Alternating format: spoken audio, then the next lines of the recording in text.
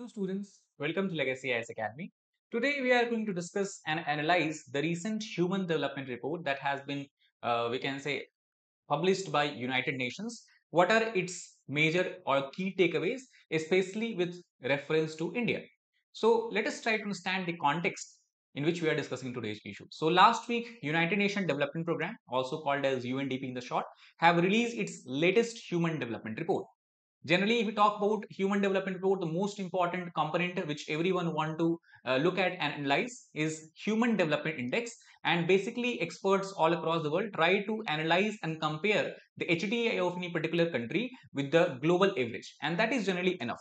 However, but what is SDI basically? So it is simply a composite of three broad parameters which we use to understand SDI. The first is longevity, second is the education, and third is the standard of living. That is basically understood from the per capita income. However, this year HDI is quite different. Now, why it is quite different? Because it is for the first time in its history. In its history means since 1991, the HDR is being continuously published. So, in last we can say 20-25 years, it is for the first time what we are seeing that the global HDI value, it has declined 2 years in a row. That means in 2020 as well as 2021, and the decline has basically erased the gains of the preceding 5 years. Such is the decline. Not only that, it is not only the global HDI value is declining, but the decline has been observed in almost 90% of the countries that are part of the or that are the member of the United Nations. So it is in this context we have to analyze this particular HDR report, and rather than just analyzing human development index, we will try to focus upon all the 5-6 major categories on which the HDR report rely upon. So in this regard, before going and analyze each of these components, first we can get a brief idea that what we are talking about. That if you look at since 1990s, when the HDR report is being published, overall the global HDI index has been continuously on rise. Even during the time of 2008 global financial crisis, we can see the overall curve is in the upward. Similarly, we can say that when the COVID-19 pandemic struck the world, that is when, and also we are having Russia-Ukraine war. So this is the year where the projected SDR should be up slope, but as we can see, the SDI value has declined on the global average. So this is something that is a cause of worry, cause of concern. So we will try to understand that how India's score and India's performance in different index has also deteriorated or declined. So as we discussed, HDI is nothing but it measures the longevity. Longevity is being measured by calculating or by looking at the life expectancy at the birth in the particular nation. Similarly, we talk about education, that is being measured by looking at the average education level by focusing upon the mean years of schooling and the average years of schooling. And third, the standard of living, that is measured by the gross national income per capita or per capita income as they call it. So these three are the major major factors which determine the human development index broadly. So what could be the possible causes that have caused a significant decline and continuous decline of HDI value on the global scale? Now, obviously, there are several reasons. If talk about in present times, we can obviously say that okay, the global SDI value has declined, but that is something that is expected because from last 2 years, the whole world is facing the brunt of COVID-19 pandemic, as well as once COVID-19 pandemic showed a sign of improvement. What happened that Russia has waged war in Ukraine, and that has caused massive disruption in the global supply chain, especially the oil prices, gas prices rose temporarily. That might have given rise to inflation, that might have led to decline in the standard of living of people and all these kind of things. However, experts argue that the war and we can say the disturbances of different nature across the world, the diseases, the infectious diseases, the spread of pandemic, this has been not the first instance. It has been like it has been happened many times before also, but we have not seen such a significant decline of the global SDA value. And thus, experts argue that we cannot just put a blame on the Russia-Ukraine war or the COVID-19 pandemic for such decline. There are some other factors that are at play. So, what are these factors? So, first of all, due to the climate change and the effect of climate change, there is a destabilizing planetary pressure.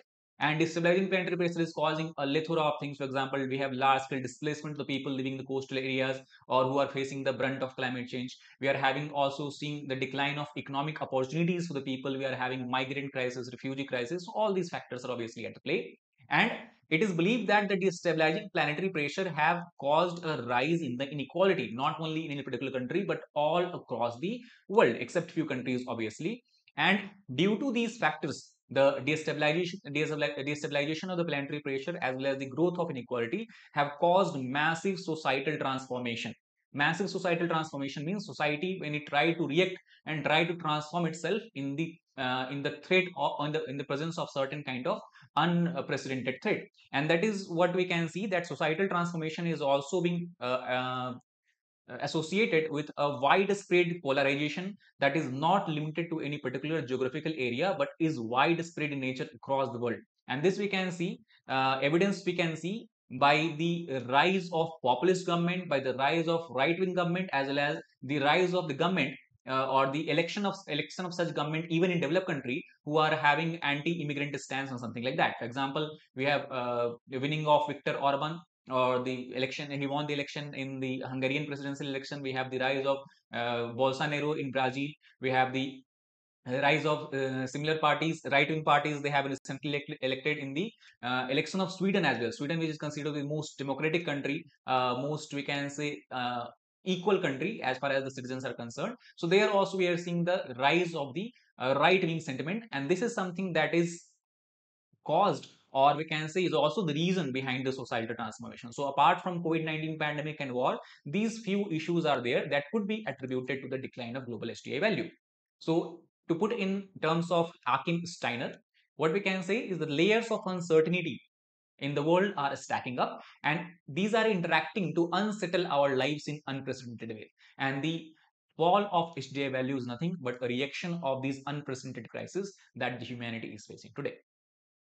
Now, let us put our focus to India and try to understand how India fares in each of these indexes. So, first of all, let us try to understand about Human Development Index. So, if you look at the record of India, India has scored 0.633 on the HDI, and as far as the rank of India is concerned, we cannot say it is very good rank. It has got 132 position in 191 countries. So, we can say it is, if not at the lowest bottom, it is somewhere in the lower bottom of the rung of the countries. Now, we always have compete, or we always have a sense of competition with the China, who is another Asian superpower. So let us try to understand how China and India are faring on the aspect of HDI. So as you can see, China obviously has much higher HDI score, and the most interesting thing is that if you look at the life expectancy of birth, Chinese have almost 10-11 years of higher life expectancy at birth. That means what we can understand that the health infrastructure and the health facilities in China are in much more better shape as compared to India.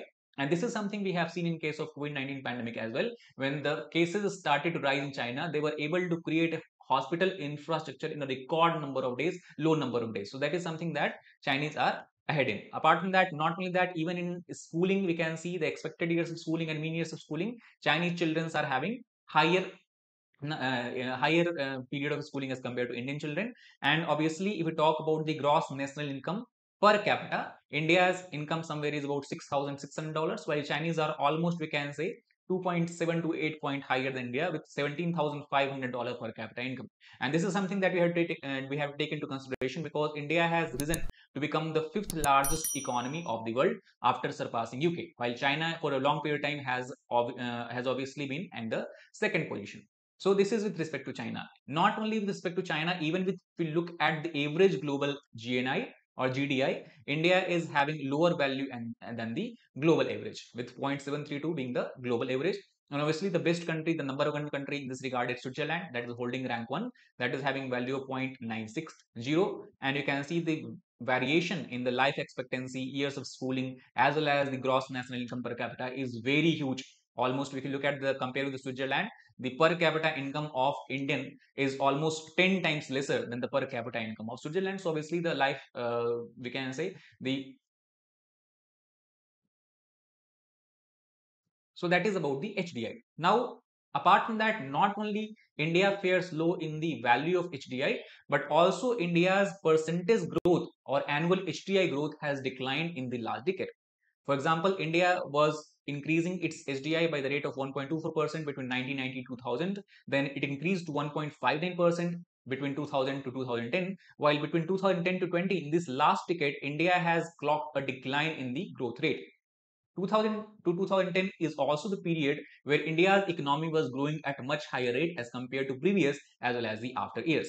As compared to China, China is able to clock a very tremendous or very high growth rate in terms of HDI. So here also we are faring, we can say, below the China. The second important uh, criteria which we have to focus upon is something that is called as IHDI, where IHDI stands for Inequality Adjusted Human Development Index. This is HDI that is taken into plotted after taking into consideration that what is the prevalence of inequality in that particular country. And if we take inequality into consideration, what we see that the India's HDI value falls by almost 25%.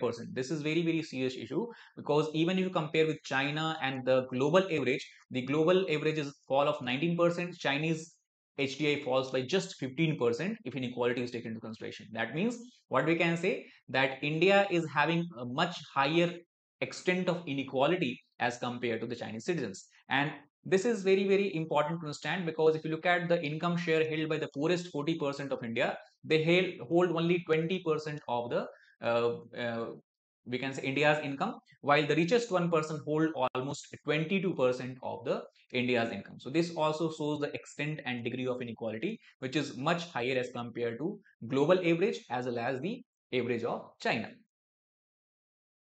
The next important criteria which we have to refer to is Gender Development Index. Gender Development Index is something that on this India fair, again having a low score of 0.849, which is obviously again lower than the global average and obviously lower than both China as well as Switzerland. So basically, Gender Development Index takes into consideration two factors: that what is the status of women in the society as compared to the men, and basically this is calculated on the basis of the differences in the per capita income for women and per capita income for the men. So here what we can see in case of India, the difference in the per capita income between men and women is almost 5 times. Average men in India is earning 5 times more as compared to average women in India. At the same time, the average difference in the income of men and women in China is very, very less. That is just 1.2 to 1.3 times. Same time, if you look at Switzerland as well, both have very high value of per capita income, and the differences is also much lesser in terms of the we can say, if we take into consideration the multiplication factor. So same for the global average as well. So here is also something that India has to work upon, so that its female labor participation rate can increase, and then only we will able to plug this gap, we will able to plug these differences. Apart from that, few other factors are taken into consideration when we talk about the inequality. The first is the reproductive health. So in that case, we have maternal mortality rate and adolescent birth rate that is taken into consideration. Second is the women empowerment is taken into consideration, which is understood by the extent of political participation of women in society. And for that case, the share of seats in the parliament that is held by women is calculated, and also the female population with at least some secondary education is also taken into consideration. The third aspect of calculating gender inequality is on the basis of female labor participation rate, and here also India is having low rate of just 19%. Now compare that with China. China's female labor participation rate is almost 62%, while India is just 19%, and that is why in global gender inequality index, India is having 0.49 while China has 0.19. Lower to zero, that means inequality is lesser and lesser. And obviously the Switzerland ranking one have almost value almost close to zero with a rate of with index value of 0.018. So closer you are to 1, more unequal you are in case of gender, and closer to 0 you are, more equal you are in case of gender. So that is how these four factors are calculated. The next most important criteria which we have to focus upon is multidimensional poverty index. Multidimensional poverty is something that is calculated by taking into consideration different spectrums of life. And the most important part of this is the health facilities that is available to the average citizens. Apart from that, education facilities that is available to any particular citizens. And apart from that, the other facilities that are required to living a normal and good life, such as sanitation, availability of basic infrastructure, availability of we can say education facilities. All these things are taken into consideration. Availability of electricity, power, and all these kind of things. So on the multidimensional poverty index, also what we can see that India's 8.8% of India's population are living in a severe multidimensional poverty. That means they are not poor from just economical point of view, but they are also poor from social aspect. They are poor from the basic infrastructure aspect as well. Not only that, around 19% of India's population are vulnerable. That means if appropriate step is not taken, then this 19% of India's population can very much fall into the MPI basket.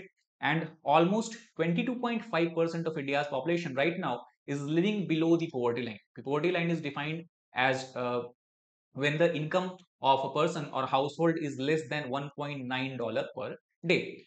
So compare that with China. Now let us see the stark difference. In China, only 0.5% of population is living below poverty line, while India we have 22.5%. That means almost there is a difference of 22 percentage points. Similarly, in the case of population that are living in severe MPI, China have only 0.3% of population that is living in severe MPI, while India has almost 8.8%. So obviously, every time when we try to compare us and compete with China as two rising Asian superpower, these are something that we have to focus upon, and these are something that both the government as well as the public has to work upon continuously, so that these differences can be minimized, and then only the India's aspiration to become a superpower or global power, at least if not even global power, at least the Asian regional power can come into fruition. Apart from that, some other countries taken into consideration, we have Bangladesh and Brazil also. They have much better value in this multidimensional poverty and other aspects. The last point which we have to discuss about is the Planetary Pressure Adjusted Human Development Index. What is Planetary Pressure Adjusted Human Development Index? So basically, this is the Human Development Index that is calculated or taken into consideration after taking into consideration two factors. First, what is the carbon dioxide emission per person production based in a particular country? And second, what is the material footprint on the earth per person? That means it gives us idea about that what how much ecological footprint a person in a particular country is creating. So if we take these two factors into consideration, what we see that India's PHDI just falls by mere 4%. On the other hand, the global PHDI falls by 9%. And look at Switzerland. The Switzerland's PHDI falls by 17%. That means what it tells us that if we take into consideration these planetary pressures, that is CO2 emission as well as material footprint, then the HDI value of the developed countries such as Switzerland as well as countries such as China and even at the global scale will be falling down at much higher rate as compared to India. And this is very, very important because the PHDI value gives us idea about the intergenerational inequality. HDI gives us idea about the, or gender inequality gives us idea about the inequality that is persistent in the current generation, that is intragenerational inequality. On the other hand, PHDI is a value that gives us idea about the intergenerational inequality. This is something that also we have to take into consideration, especially at the time when the whole world is trying to move toward a sustainable living or a sustainable future.